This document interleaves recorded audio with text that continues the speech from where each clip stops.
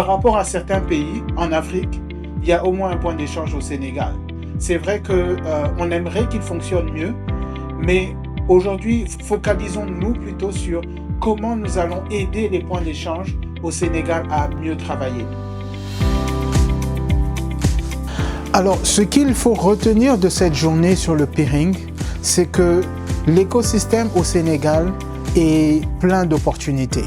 Il y a de la place pour tout le monde et vraiment, nous encourageons tous les opérateurs à rejoindre cet écosystème. Pour moi, le peering, c'est quelque chose de très important parce que le peering, en fait, va au-delà de la partie technique.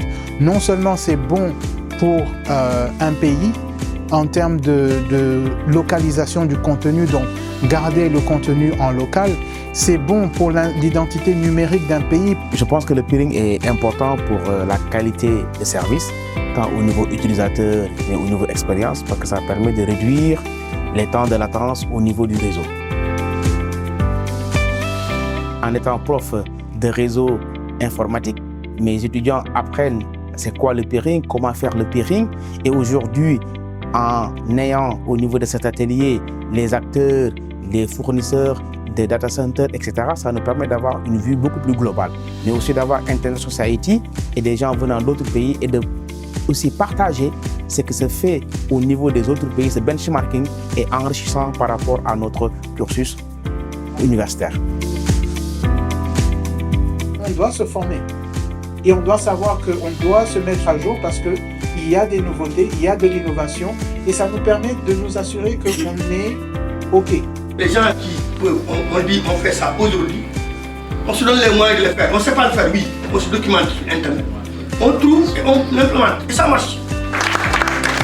Merci beaucoup. Cette journée a été vraiment riche en informations, en tout cas tournant autour de l'écosystème télécommunication, particulièrement parlant de l'échange de données.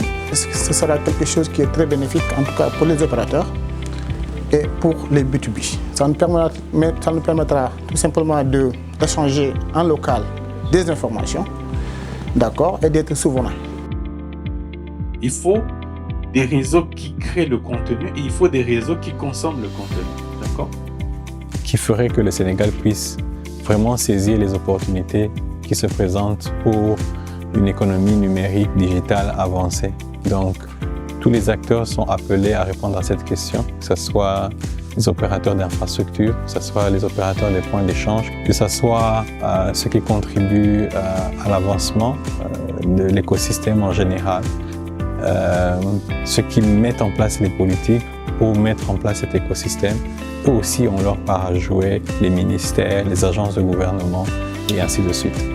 Donc c'est très important que tout le monde se sente concerné et qu'ils mettent la main à la pâte pour pouvoir faire avancer le Sénégal dans cette ère digitale qui est où toute l'Afrique est d'ailleurs appelée à avancer et à s'établir.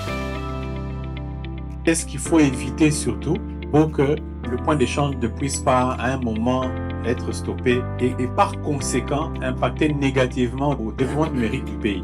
Dans notre cas, à l'Université numérique du Sénégal, on génère beaucoup de données pédagogiques.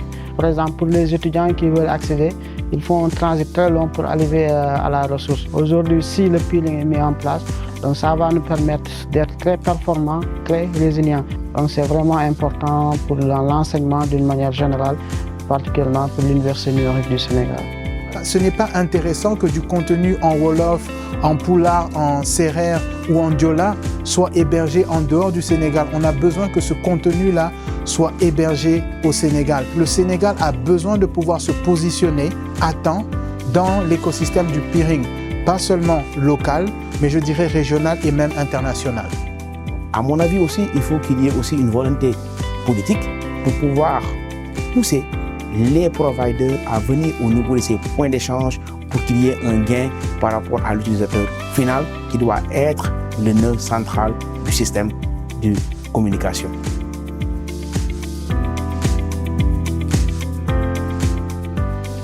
Et comme j'aime bien le répéter, la compétition c'est au niveau commercial. Mais là on a besoin d'une d'une communauté qui va collaborer au niveau technique. La communauté du point d'échange devient le fer de lance de l'innovation. À travers cette journée, on a mieux compris maintenant les enjeux et aussi les perspectives donc pour le peering BGP. Et ensuite même avec les acteurs aussi qu'on a rencontrés ici, nous avons beaucoup échangé et aussi il y a des liens aussi qui se sont noués pour qu'on puisse maintenant faciliter l'accès à la configuration donc, du peering entre nous. J'ai été agréablement surpris de la participation. Nous avons vu qu'il y avait véritablement ce besoin de discuter du peering et cela s'est montré par la participation massive d'opérateurs de l'écosystème et le fait qu'ils soient restés du début jusqu'à la fin. Mais nous serons encore plus satisfaits quand nous verrons les fruits et quand nous verrons la suite. Et aujourd'hui, je voudrais remercier tous les acteurs de l'écosystème. Nous remercions autant les autorités étatiques du Sénégal pour le soutien qu'ils nous accordent toujours. Nous remercions les opérateurs qui ont répondu massivement. Nous remercions aussi tous les acteurs de l'écosystème qui sont venus.